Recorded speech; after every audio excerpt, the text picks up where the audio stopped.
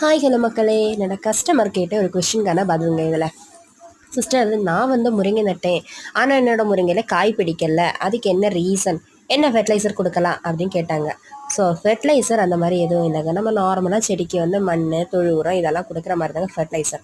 நீங்கள் செலக்ட் பண்ணுற முருங்கையை பொறுத்தங்க எல்லாமே அமையும். எப்போவுமே தாய்மரம் பூக்களோட இருக்கும்போதே கட் பண்ணிக்கோங்க, காய் இருக்கும்போது கட் பண்ணாதீங்க. என்னோட சொந்தக்காரங்க ஒருத்தங்க இந்த மாதிரி காய் இருக்கிற மரத்துலேருந்து ஒரு கொப்பை வெட்டி நட்டு இப்போ 20 வருஷம் ஆச்சு, இன்னைக்கு வரைக்கும் அவங்களுக்கு காய் காய்க்கல. இத்தனைக்கும் அதோட தாய் மரத்தில் அவ்வளோ காய் காய்ச்சதை பார்த்து அவங்க வாங்கினது தான் கட் பண்ணி எடுத்துட்டாங்க. ஆனால் அவங்களுக்கு காய் காய்க்கல. ரீசன், பூக்கள் இருக்கும்போது நீங்கள் கட் பண்ணுங்க, காய் இருக்கும்போது கட் பண்ணாதீங்க. பூக்கள் நிறைய வந்திருக்கிட்டையும் பூக்கள் இருக்கிற கொப்பை பார்த்து நீங்கள் கட் பண்ணி வச்சுட்டிங்கன்னா உங்களுக்கு காய் பிடிக்க ஸ்டார்ட் ஆகிடும். தென் இன்னொரு விஷயம் பார்த்தீங்கன்னா, எனக்கு பூக்கள் நிறைய வருது, ஆனால் எந்த பூவிலையுமே காய் பிடிக்கலை. அதுக்கான ரீசன், ஆரம்பத்தில் எனக்கும் அப்படி தாங்க இருந்துச்சு. நிறைய பூக்கள் வந்துட்டே இருக்கும், ஆனால் எதுலேயுமே காய் பிடிக்க இருந்துச்சு. ஒரு வருஷமாக நாங்கள் இதில் இருக்கிற எந்த பூவும் வேஸ்ட் பண்ணாமல் ஃபுல் பூக்களை நாங்கள் பறித்து சமையலுக்கு யூஸ் பண்ணிட்டு இருந்தோம்.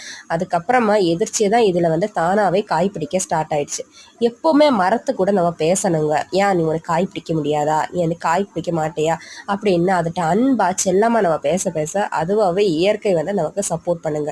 இயற்கையை அதோட போக்கில் நம்ம விட்டுட்டோம்னா கண்டிப்பாக அதோட ரிசல்ட் சூப்பராக இருக்கும்.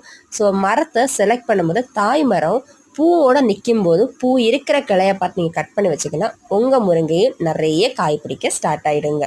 இந்த வீடியோ உங்களுக்கு பிடித்த மறக்காமல் லைக் அண்ட் சப்ஸ்கிரைப் பண்ணுங்கள். தெரியாதவங்களுக்கு இதை ஷேர் பண்ணி கொடுங்க. Tata bye bye.